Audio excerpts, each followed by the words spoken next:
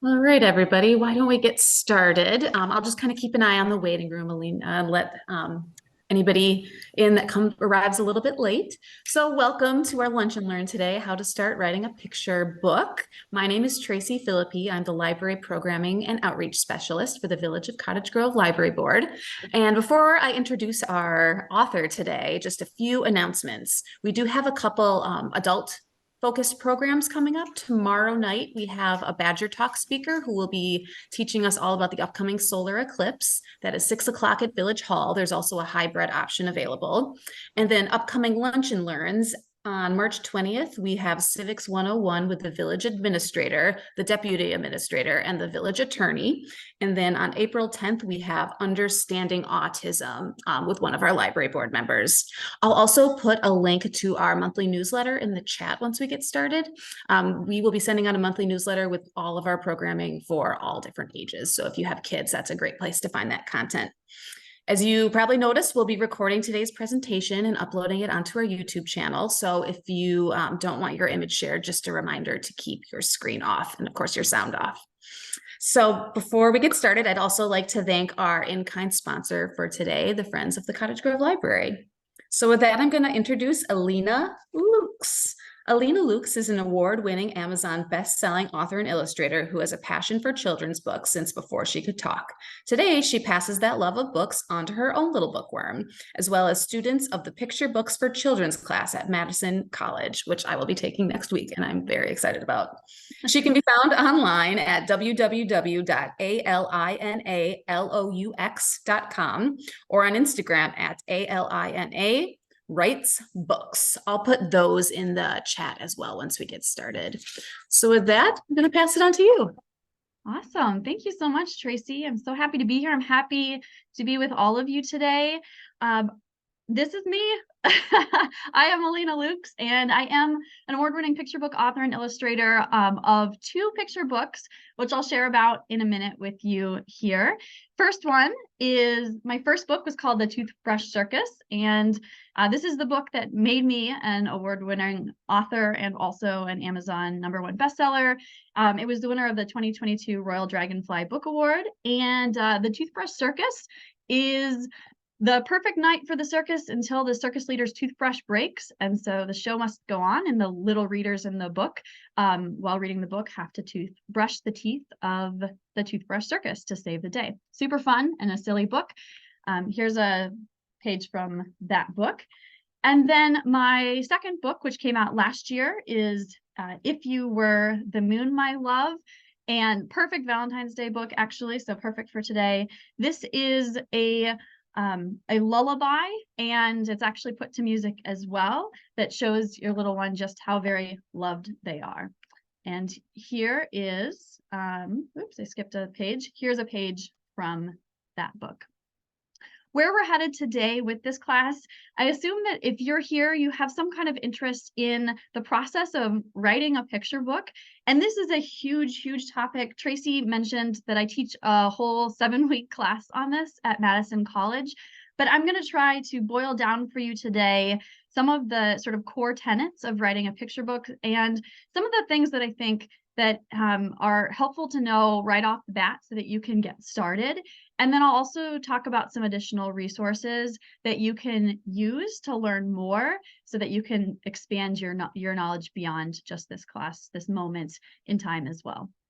All right, so where we're headed today, I am going to be moving relatively fast because we have so much to cover, but I'm going to talk about what does this genre even mean when we say we're writing picture books. The definition is super important of what a picture book is, so that you can write to the standard in the industry. And then we'll talk about some general writing guidelines for writing picture books, how to write more effectively. And we'll also talk about the different routes to publication. So once you have your picture book in hand, you can actually get your book out into the world. So that's where we're headed today. If you have any questions along the way, you can feel free to drop them in the chat. We are going to do a Q&A section at the end of the class today. So if you drop your questions in, we'll circle back around to them at the end. Without any further ado, let's get started.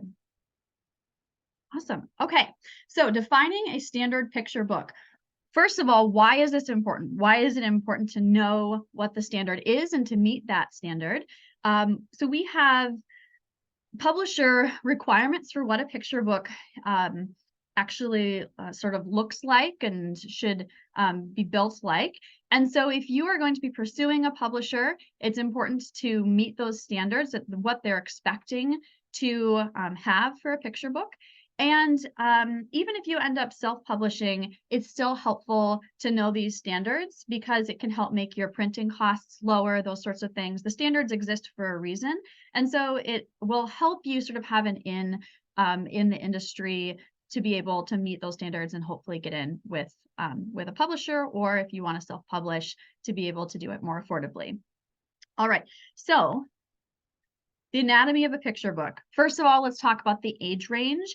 There's sort of 3 different age ranges, and it's important to know when you're writing what age range you're writing for. We don't want to write for everyone. We want to write for a particular audience. And so picture books are typically targeted anywhere from newborns through younger children, capping out around 8 years old. I tend to think that these guidelines, these ages are more of a guideline than a rule, because of course you could have a book that you wrote for a 2 to 4 year old, but a 6-year-old loves, right? Or whatever it might be. That's totally fine, but it's helpful to have in mind an age range. So 0 to 2 is typically targeting babies, 2 to 4 is typically targeting toddlers, and 5 to 8 is for young children. And what that means for as far as word count goes is for babies, books for babies typically have under 300 words. Books for toddlers typically have under 500 words, and books for young children typically have under 1,000 words. So when we talk about picture books, we're typically capping out at a word count of about 1,000 words. The number of pages in your book may also vary, with books for really young readers like babies sometimes being as short as 24 pages. But most picture books are 32 pages long. You might not have ever noticed that before, but if you go find a picture book and you start counting the pages, there's a good chance your book is going to be 32 pages. Obviously, that's not always the case, but it's very common. And so this is something that actually totally changed the way that I write when I learned this and when I started applying this to my writing. Because without this knowledge, most people, when they're starting writing picture books, they just write what feels best to them, right? But the reality is that we should be writing to that 32 page standard. And you can, if you want to throw some in the chat, a little bit of interaction here for why you think it matters. Why does it matter to write to that 32 page standard if we're going to write picture books? What do you think?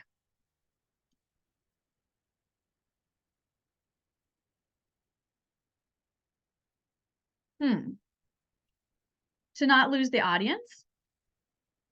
Attention span. Yeah, interesting. So we want it to be a shorter length for attention span. Definitely important for picture books. Absolutely. So some of the main reasons specifically that we want to get to 32 pages, the first one is that publishers expect it. So if you are trying to target a publisher, you need your book to fit into the standard that they're expecting. And yeah, Megan, great guess. Probably something to do with the physical formatting of a book. That is absolutely right. Absolutely right. So it is actually cheaper to print. I'm just going to pull up a sheet of paper here, a random sheet of paper. But when books are printed, when picture books are printed, basically what happens is you have a whole bunch of pages that end up printing all on one giant sheet of paper. So imagine this was a giant sheet of paper, and then they fold it down and they cut it into pieces, and that becomes like the little booklets inside your book. So they fold it in the right way and they cut it up. And so you need it to be the right number of pages because it needs to fit that standard. Because if you have too few pages, you're going to have waste because you're going to cut out, you're not going to use all the pages that are in that piece of paper you printed. And if you have too many, it's going to be more expensive to print because you have to use more of those pages. And so it's cheaper to print. There's logistical reasons for this. And then also it is, it's a subtle thing. Most people don't really know that this is the standard, but they do, as a reader, you kind of expect the same thing, right? The same general packaging for a book. And so readers expect it, but certainly librarians would expect it as well. So it's good to fit those standards. All right.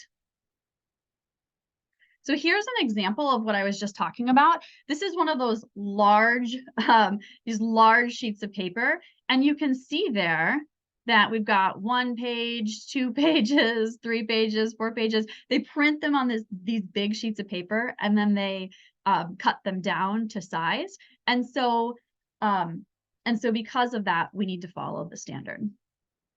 But what is actually included within those pages? So we have all these pages, 32 of them. What's included in those 32 pages? We have front matter in our books. We have the book body, and then we have back matter. So the front matter is things like the interior title page, the dedication, the copyright information, that sort of thing. So I've got my book, If You Were the Moon, My Love, right here, and I'll show you an example of front matter. So this is probably familiar to you. You often see this, and then here's a title page at the beginning of the book, right? So that is front matter. Then we have the book body, which is where your story goes. And then the back matter is, some books have back matter, some books don't. But that can be things like other books by this author. Sometimes the copyright info does go at the back of the book occasionally, that sort of thing. So there isn't always back matter, but sometimes there is. All of that fits within our 32-page count. What is not included in the 32 pages is the end sheets. So here's an example of end sheets or end papers. A lot of times these are really fun and printed and beautiful. These are the end sheets in If You Were the Moon, My Love. So you can see that this is actually separate from the book. It's not in my 32 pages. It's oftentimes even a different type of paper that it's printed on. It's and it really, those end sheets add stability to your book, but they are not included in our 32 pages. Okay, so when we're talking about this 32-page framework, it matters to you right now as you're starting to write your book, because you're going to need to fit your book into this standard. So when you're writing, note which page you're writing for. And I'll show you an example of what this might look like in a second here, but let's look at this 32-page picture book template.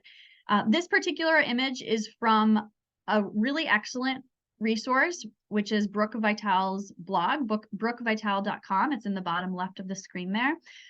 Really fantastic resource. I've learned a lot from Brooke over the years reading her blog. She's really interesting.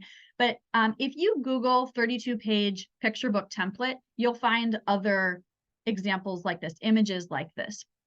And what Brooke Vital is showing you here is that if you want your story, the actual story to begin on a half page, and some books start like that, you're likely going to have your title page on page 1, your copyright and dedication on page 2, and then your story starts on page 3. So that means you have 3 through potentially 32 or 31, depending on if you have back matter, that is going to fill the story. If you want to start your story on a full page spread, which I'd say is more common, you'll have page 1 as a half title page. You'll have page 2 as a copyright or dedication page. Page 3 would be another title page. And then you'll start your story on page 4, which is the first page of that full page spread. So 4 and 5 is where your story begins, right? So this helps you to sort of know how many pages you have to fill when you're writing. All right. So here's an example of what a manuscript might look like. this is the beginning of a manuscript, and you'll notice that it's starting on pages 4 and 5. So this is starting a full page spread, and the pages are actually called out in the manuscript. So as the author is writing, they are thinking about how the story is going to break across those pages. Okay, so quick review before we move on. With this, you can you can add it in the chat, your answer. With this book, classic book, Frog and Toad Are Friends, would it qualify as a picture book by the definition that we discussed earlier about what a picture book is? There's 2,281 words and it's 64 pages. Tracy says, no, too long. I see some emphatic no's. Perfect in the chat. Absolutely. Yeah. So you're correct. There's too many words. And so remember, picture books max out at 1,000 words or less. And also it's double the standard number of pages as well. Perfect. Okay. So now that we know what is in a book, right?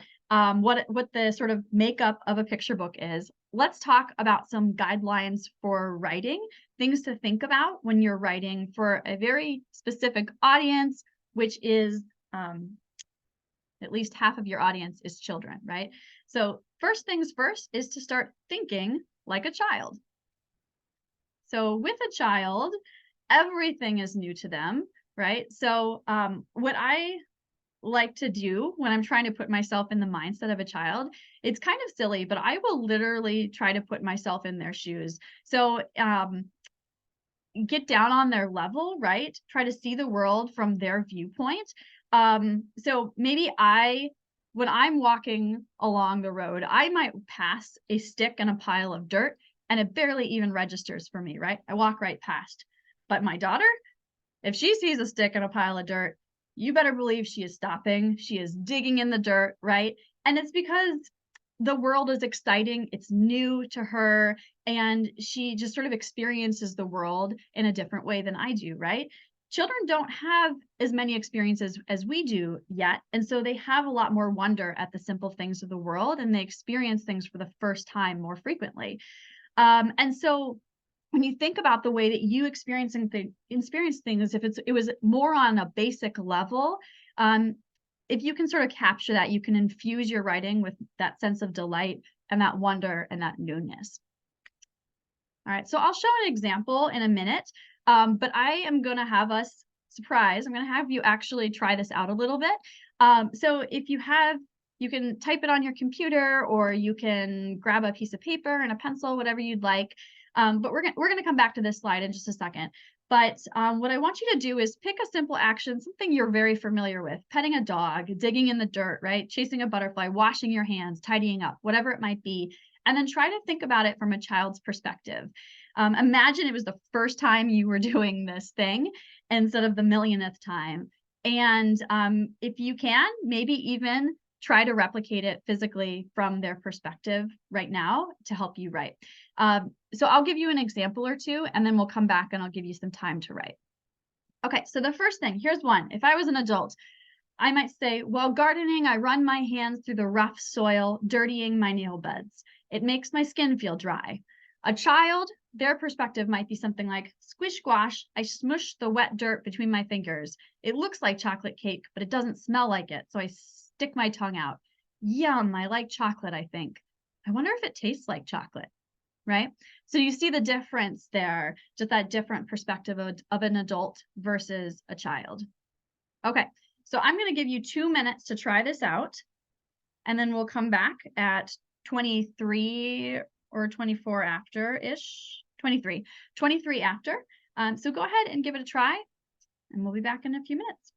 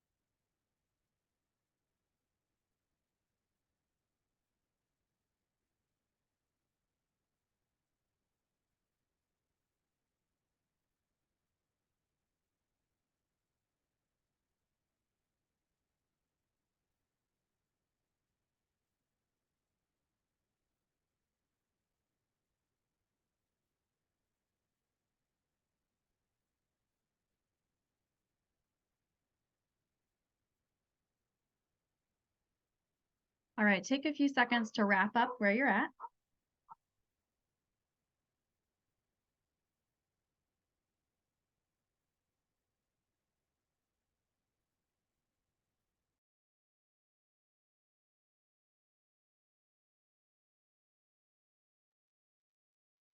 All right.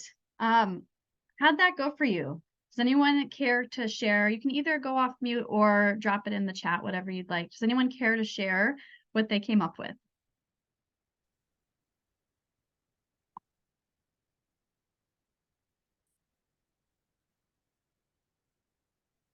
I can share if nobody else wants to jump in first. I'm glad you gave the example about digging in the garden because that's the first thing that came to my mind. And I totally was going to write it like an adult and not a child. So thank you for that.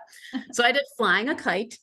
Up, up it goes so high. Will it fly away? Will a bird see it? It's tugging on my hands. Oh no, it's going to fly away. My kite is a rainbow on a warm day. The end. Oh, I love that. It's beautiful. And I love that visual of my kite is a rainbow on a warm day. That's so, so nice. I love it. Perfect. Thank you, Tracy. Anyone else care to share?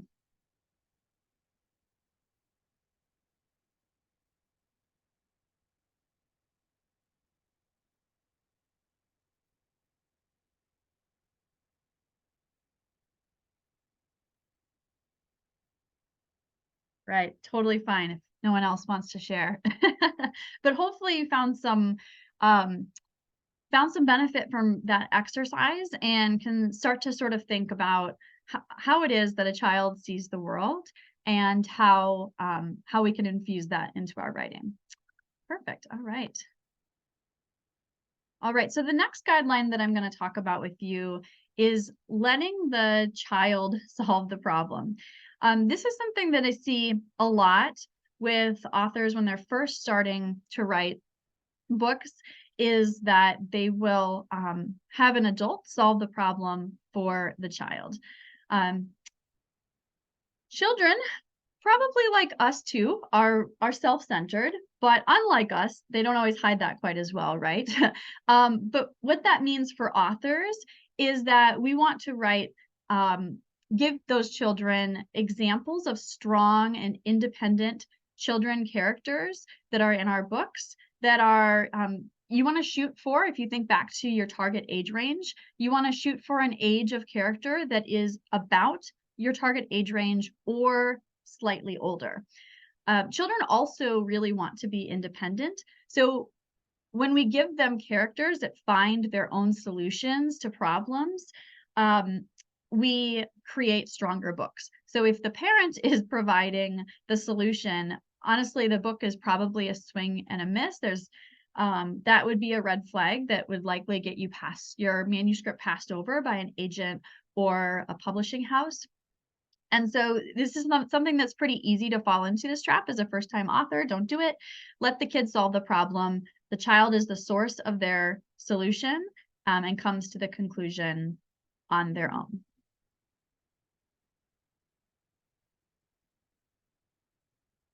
All right. Next up is guideline number 3. Don't hit the kid over the head with a moral. Also, I recommend not hitting kids over the head in general, but don't hit them over the head with a moral. So books can and often do have morals, right? In fact, it's a really important part of many books. And Tracy and I were talking prior to the session about how one of the things that I teach in my picture books for children's class is something called having a story question, or having sort of this secret story, the secret question that you're trying to solve in the text. And it's not even necessarily something you talk about or you say, but it's an underlying message that you're trying to get across. So the moral is fine to have in the story, but what we don't want to do is to just hit them over the head with it, have it spelled out really clearly in blank, just point blank for them. Kids are more perceptive than you might think. And just like we probably wouldn't enjoy a story that was just trying to just tell us to do things, kids are the same way. We don't need to smack them over the head with the message. So there are plenty of books out there that do this, and even some that sell quite well. But I think that you would be hard pressed to find books that are classics that come out and just say the moral of the story like that. Instead, it's usually more subtle. So an example of this from my own writing is when I wrote The Toothbrush Circus. I had found my daughter was struggling with toothbrushing, as so many children do, and I found lots of books that focused on telling kids to brush their teeth, but they weren't working. My daughter didn't want her brush her teeth. That was the point. And so I wanted to focus on finding the joy in toothbrushing, finding silliness in toothbrushing, right? I never once in the Toothbrush Circus tell the child to brush their teeth, but I do celebrate the joy that can be found in taking care of your body, right? And so kids are perceptive. They don't like being preached to any more than you or I do. And so we can be more subtle in our writing.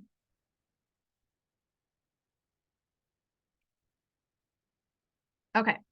Guideline number 4 is show, don't tell.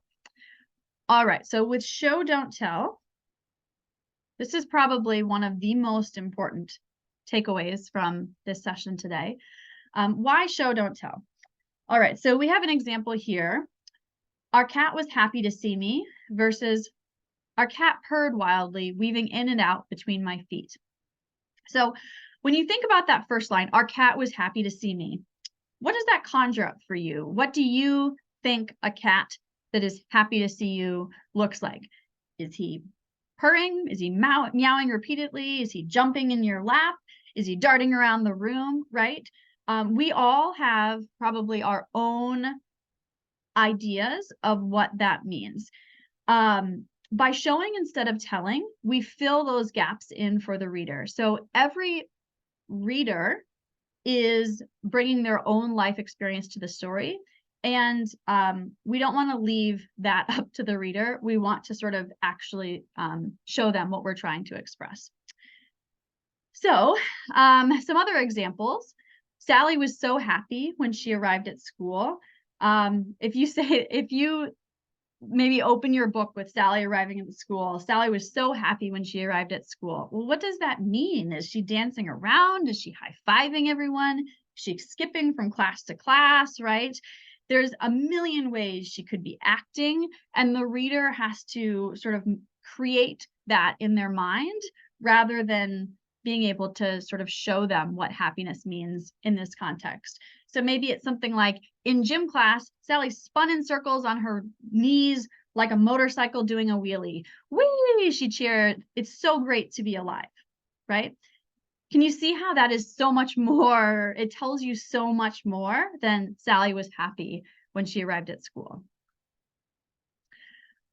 Of course, it's also really important to remember to keep your descriptions kid-friendly. So you want those the things that you show to be things that resonate with children. So things like Brian unloaded 5,000 fish from the truck has details that don't mean anything to a child. But if you said something like, when Brian had removed every crate from the truck, they stacked taller than a house, right? That is a kid-friendly description that means something to a child. Unloading 5,000 fish from a truck doesn't really mean anything to them. All right. Let's do one of these as well. Let's do an example here. Here, I'll show you one more example. So the crowd was angry. The crowd was angry versus boo, jeered the man next to me. Yeah, boo, a sea of heightened voices replied, right? Much more clear what's going on there. Okay, so let's do another chance to try this out a little bit. I am going to give you a sentence, and I'm going to have you try to rewrite it, showing instead of telling. And so our sentence here is going to be oops, oh, is my audio still okay? Can you hear me? Oops. Is everyone able to hear me still? Yes. Yes. Okay, perfect. All right. Something flickered on my screen and I was a little worried about that. Okay, thank you. So let's try the sentence, Actually, let's do this one. The crowd was angry. So let's try seeing if you can come up with other ways to express this that can mean so many things. The crowd was angry. Give it a shot. I will give you again a couple of minutes here. So it's just about 34. So we'll come back at 35.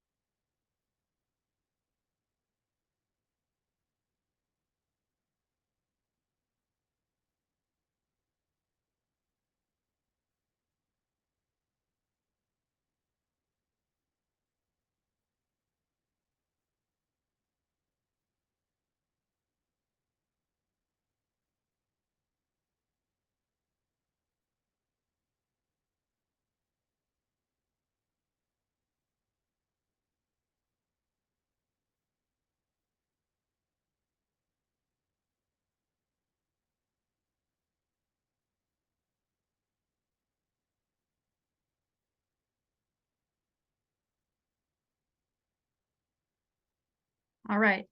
A few more seconds here, and then we will hopefully have at least one person share.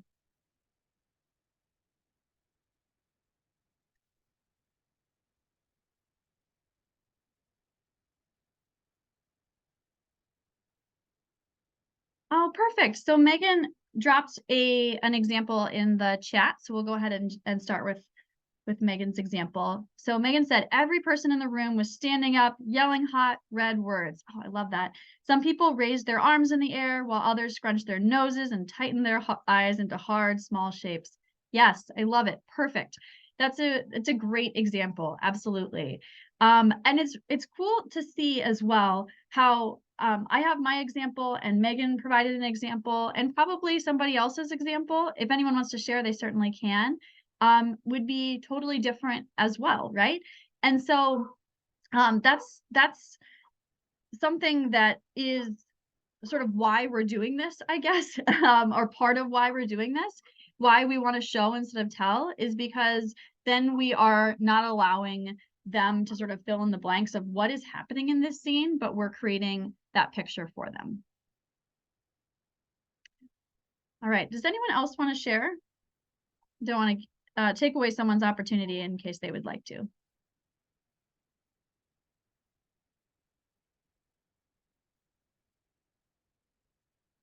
All right. Well, thank you for sharing, Megan. All right. I have one more example here just to drive this home a little bit.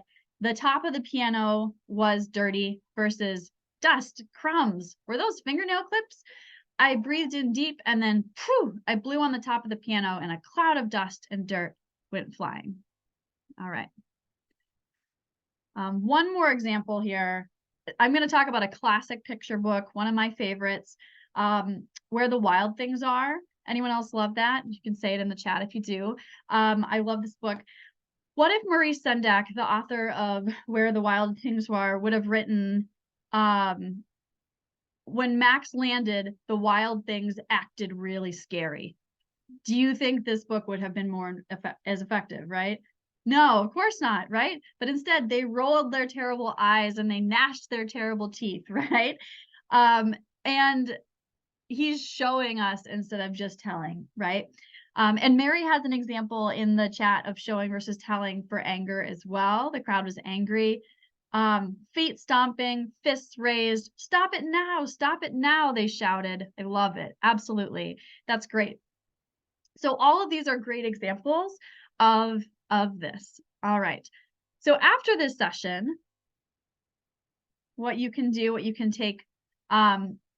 do to practice this a little bit more. I'm giving you a few more prompts. You can write them down now and try to rewrite as many of these as you can into a version where you're showing instead of telling. Bob was happy. The plate was huge. Sierra's mind raced anxiously. All he could think about was the presentation. All right, so take all 4 of these, write them down, and then after the session today, use this to help practice a little bit more.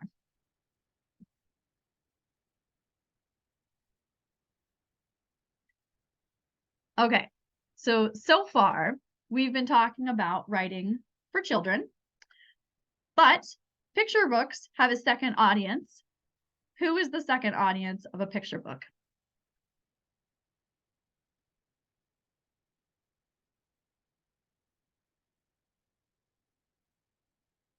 Yeah, yes, exactly. Yes. Parents, grown-ups, you got it. Exactly. And they're a very important part of the audience. Even though we're writing for children, somebody has to choose to agree to read the book to that child usually. I mean, I know that I have books that, oh my gosh, I can't stand them, so I kind of slip them back behind the bookshelf a little bit or try and nestle them back because I don't want to read that one. I'm hoping my daughter will pick a different one, right? And so if we want our books to be read, the person who's going to do the reading also ideally likes that book as well. Um, so guideline number 5 is remembering the other half of the audience. Think about it. What do you enjoy about writing picture books?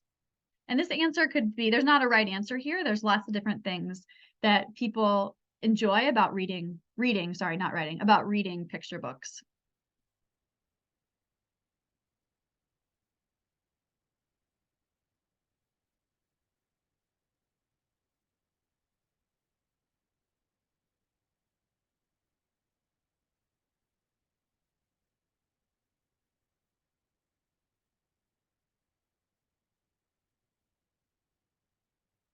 What is it about a book that makes you want to read it with your child versus maybe the ones that you're not as big of a fan of? Yeah. Yes.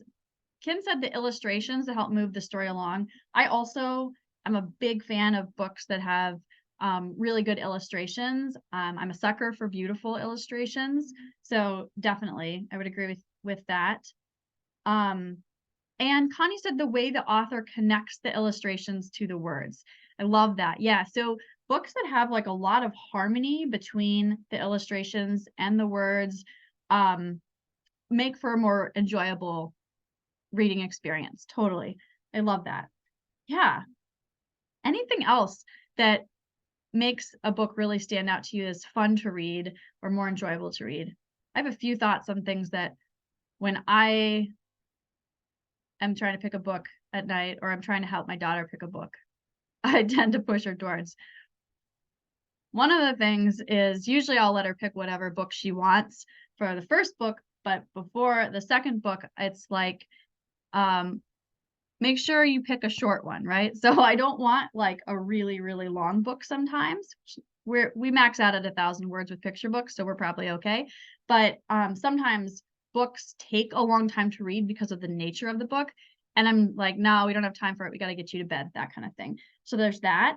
Connie said suspense or using imagination. So absolutely. And I especially enjoy those books when it's like collaborative, where I can share that experience and sort of the joy of reading it, or the imagination in the book with my child. Nice. Tracy says her favorite all-time book to read, her kids, is Room on the Broom. because she loves how the sentences flow, the rhyme, and it's fun to speak out loud. Yes, you hit on something really important there, which is that it's fun to speak out loud. Absolutely. So that's actually, maybe we appreciate the art. Maybe it has funny nods. The book has funny nods to adult humor in the writing. Maybe it flows beautifully. It's fun to read out loud. Maybe it's touching and it moves us. Kim said sometimes repetitive, predictable phrases are fun that both parent and child join in together reading aloud. Yes, absolutely. Those repetitive phrases are really fun because the child picks up on it quickly. So the parent is reading, but then the child starts to fill it in, shout it out, that sort of thing. Really fun to read. Absolutely. So one of the key things that makes picture books fun for parents is when they're all the things we just talked about, but when they're easy and enjoyable to read out loud. And so the takeaway here is to think about these things with your book for sure, obviously, but also to actually test this out. So when I am writing a manuscript, I don't write it usually speaking out loud, although that was not true for If You Were the Moon, My Love. If You Were the Moon, My Love is a rhythmic book, and so I was constantly speaking while I was writing it. But usually I don't read my manuscript while I'm writing, but then once I'm done, I circle back and I read through it out loud multiple times because you're checking to see how is the flow? Does it flow nicely? Is it challenging or easy to read out loud? Is it fun to read aloud? Some of the things that you can throw in there that can add sort of that color and fun are things like onomatopoeias, right, which are fun to make the sounds when you're reading, or repetitive phrases, like Kim said, or characters that have naturally lend themselves to silly voices, that kind of thing, right? So think about also, are you giving the reader room to breathe, to pause? Is it an easy platform for a enjoyable reading experience between that parent and child? And a great example of a fun, easy to read out loud book is the classic There's a Monster at the End of This Book. Not sure if you're familiar with that one, but that's one that a lot of people know. It's a classic and it's super fun to read, and it leaves an impression on both the parent and the child in a fun and positive way. All right. So that is what we're going to cover on the topic of writing for children. This is a really big topic, and I'm just barely skimming the surface on writing for children. But I'll talk some more at the end about some additional resources so that you can continue learning more about this. Okay, and Tracy said in the chat, the book with no pictures is also similar. She might have sent it directly to me, but yes, the book with no pictures is so fun to read. And actually, interestingly enough, there's no pictures, right?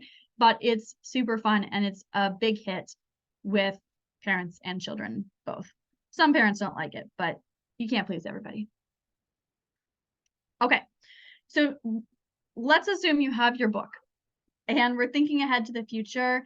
I want to talk briefly about the 3 routes to publication, and I'm not going to go into a lot of depth here, but I want you to know what your options are for publication, and so that you can start sort of moving in that direction and having some ideas in mind of which direction you would like to pursue. So the first route to publication is traditional publishing. This is probably what you think of when you think of publishing a book, because this is when a publishing house publishes your book.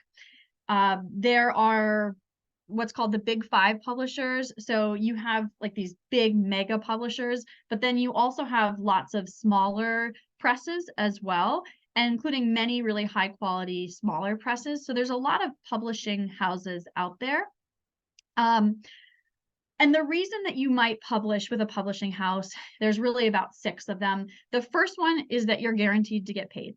And so with a traditional publishing contract, you get in your contract, most first-time authors would get somewhere in the range of $1,000 to $10,000 just guaranteed for the rights to their book. And so the publishing house will give you that amount of money.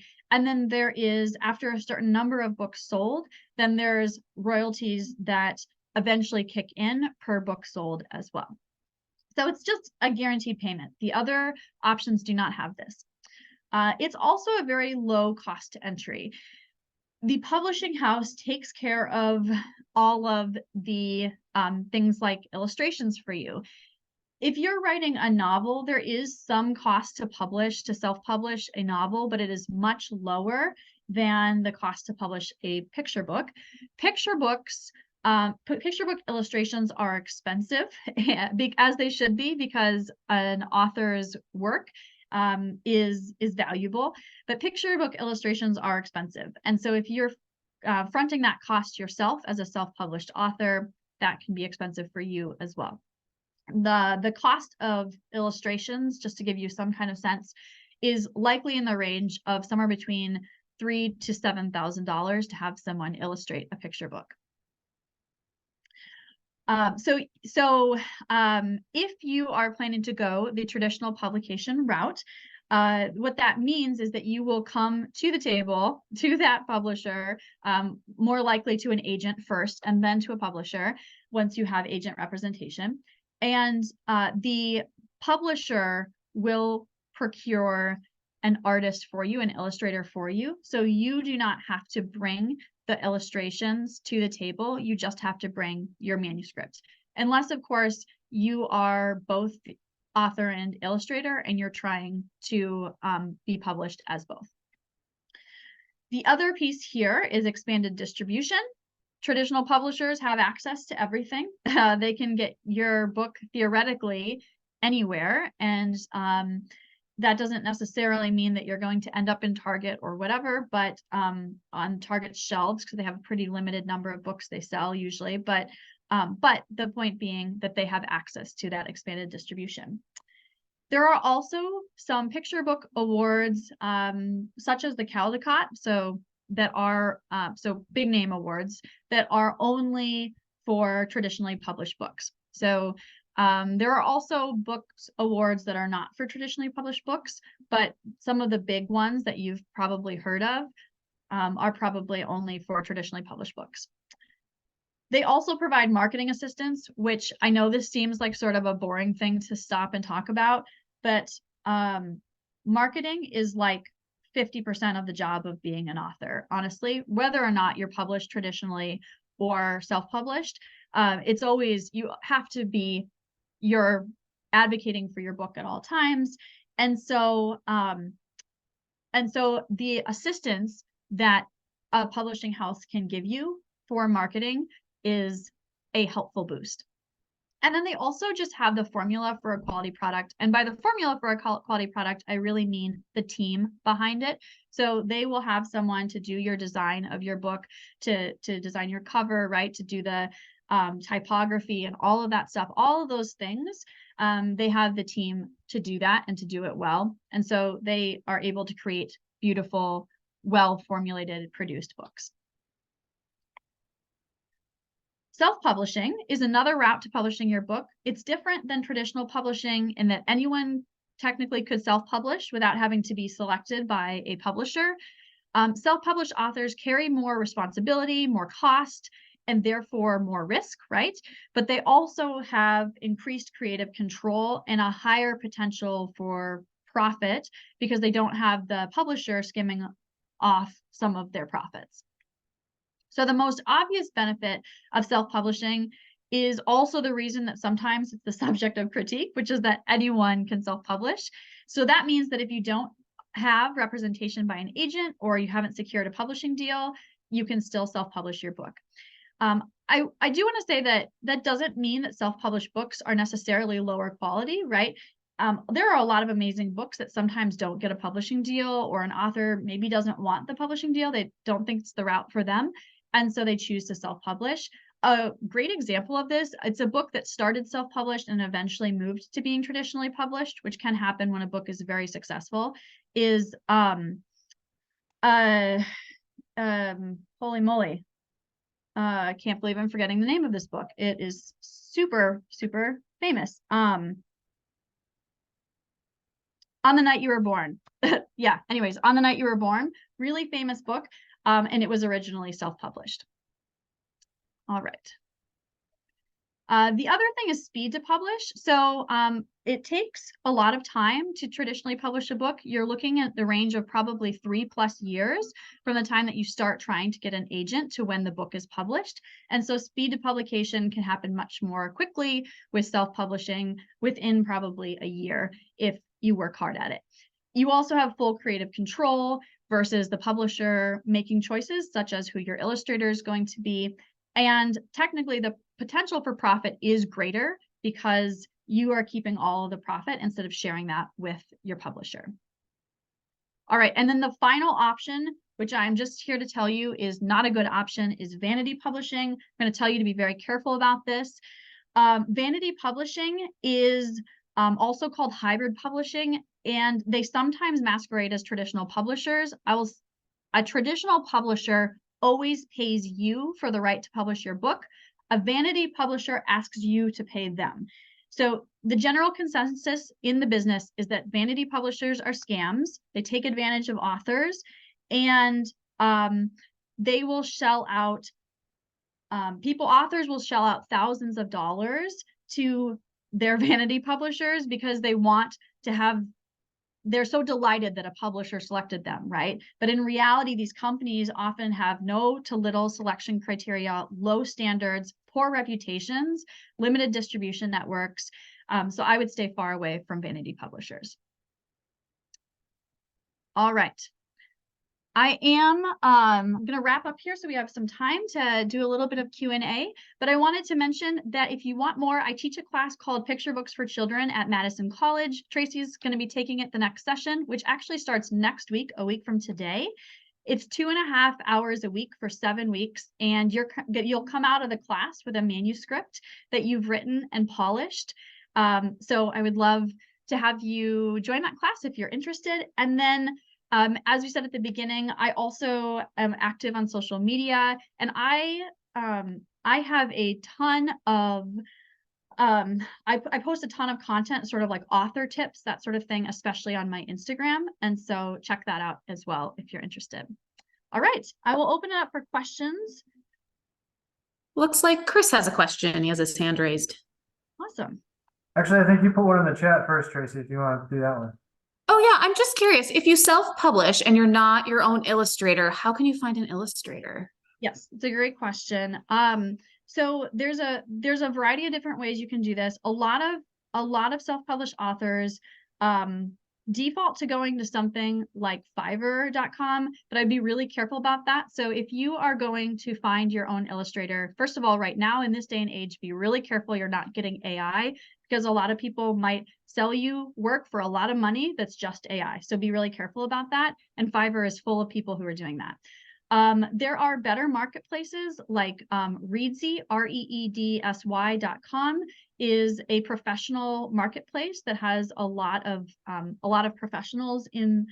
It's a great way to find freelance editors and things like that, and book cover designers, all that kind of stuff. And also you can find illustrators there as well. So I would look at a more reputable source like that. Thank you. Handing it over to you, Chris. My question was, if you're doing your own illustrations, is there an app you have that you would recommend using, whether it's tablet or computer or?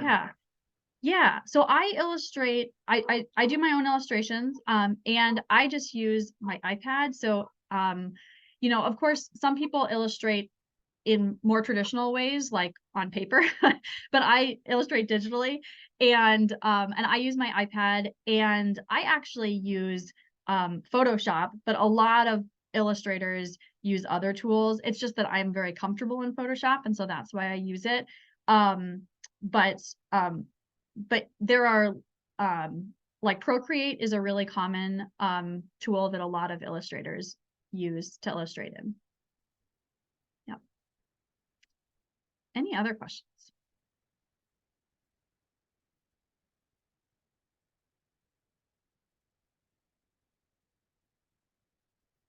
All right. Well, I don't think we have any more questions. Sorry, I But just unmuted myself, Tracy. go ahead, Kim. Sorry about that. Sorry about that. Sorry, no, I just unmuted myself. I do have a question. I'm wondering if you have any experience or know others with experience of dealing with themed children's picture books or illustrated books, specifically around grief, and how one might still kind of, address a theme such as that while also making it, light, fun, etc. Yes. It's a great question. So with a theme like grief, it's a really important thing. There's actually lots of really great picture books out there on the topic of grief. I would say that as a parent, I have gone looking for books on grief, and I'll find that there's such a wide range of books on grief, and not all of them are going to serve every audience. So some people want a religious perspective, some people don't want a religious perspective, for example, right? Some people want a more literal perspective, some people want a more theoretical perspective on how to talk about grief and death and dying. And so the first thing I would just say is that there's always room for more perspectives on grief, and there's also a lot of books that you can look to study, to sort of see how other authors are doing it. And so I would certainly start there. That's a good place to start.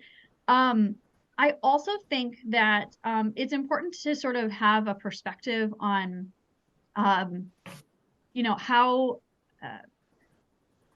where you want to fall on the spectrum of being really, really sort of open about this. We're talking about grief here versus it being more of a theoretical thing. And then because you're going to get feedback, so I would recommend getting a lot of feedback from people, and from professional feedback as well, from like editors and stuff like that, that will help you to craft that narrative in a sensitive and appropriate way. But you also will get feedback that, I wanted it this way, I wanted it that way. And so coming in with a clear perspective will help sort of guide you to make sure that the book ends up what you want it to be, while still listening to those perspectives, obviously. The book that I'm writing right now covers a little bit of grief. And one of my beta reviewers was like, it's too much. My child would be bothered by this, but I knew that it was essential to my story. And so I was okay keeping it. But you're going to have that kind of feedback when you have a topic that people have strong feelings on. Okay. Thank you so much for that feedback. Very helpful and informative. I did have one other question. With you having published your books, are they strictly in the States, and being Canadian, I'm assuming that there might be other regulations around publishing books, something I haven't really looked into, but what has been your experience with publishing? Is it just within the US, or is that outside, and what's involved with that? Yeah, it's a good question. So there's actually, for both traditional and for self-published books, there's lots of expanded distribution options that allow you to go global. So it really, either one of those options should allow you to go global. One thing that is nice about having a traditional publishing contract is that they oftentimes will help you with expanding into additional languages. So if your book does well, they may help you expand it into additional languages, versus if you were self-published, you would have to do that work yourself, but they will often help with that process. And so, but honestly, from an expanded distribution perspective, you have lots of options either way. And in Canada, you should be able to go onto like Amazon Canada and find my books, no problem. And my books are in most markets, and most books are as well. Great. Thank you. Great questions, Kim, and thank you for being our very first international participant in our library programming. We appreciate that. So Thanks for having me. we are at time now. So with that, Alina, this was absolutely fantastic. I think it's my favorite Lunch and Learn to date. I loved how you had these little mini breakout sessions that really got us thinking. That was really wonderful. So this recording will be available on the Village of Cottage Grove Library Board's YouTube channel, and I will also put it on our Facebook page as well. If not, you can also reach out to me if you'd like a copy of that recording. So thank you, Alina. Thank you to the Friends of the Cottage Grove Library for supporting this program, and we hope to see you at a future program. Have a good day, everybody. Thanks, Alina. Thanks, everybody. Thank you.